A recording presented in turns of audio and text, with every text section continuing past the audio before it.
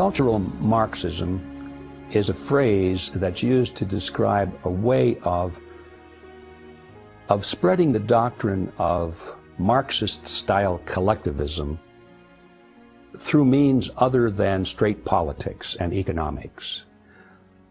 Marx, in his works Das Kapital and the Communist Manifesto, spoke very eloquently about the ways of bringing about collectivism through political and economic means.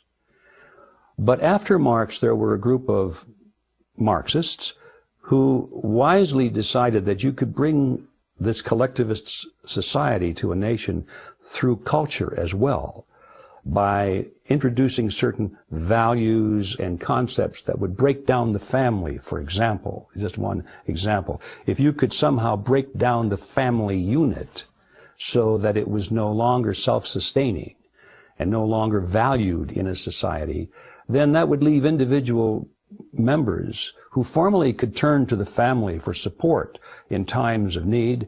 They would now be cut loose. They would be without a place to go in times of need. So now they have to turn to the government, you say. So if you can destroy the family, you are creating collectivism. You are supporting and expanding collectivism. If you can break people away from religious affinities, for example, where they would turn to their community, their religious community, for support and help, or they would turn to Scripture for answers to certain perplexing questions.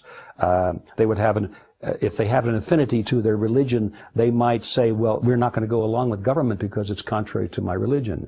So cultural Marxism would attack religion of all kinds. It doesn't make any difference, because there was another place where people could go other than to the government for support and for answers. So cultural Marxism would be that type of activity in any society that breaks down the culture in such a way so that people instinctively turn to government as an alternative for the support that they otherwise would have. This is done through art, it's through music, it's through literature, it's through motion pictures and that kind of thing. It's the implanting of certain ideas and concepts which make them very ripe for the philosophy of collectivism and makes them very ripe for turning to government as the big daddy, the big solver of all problems.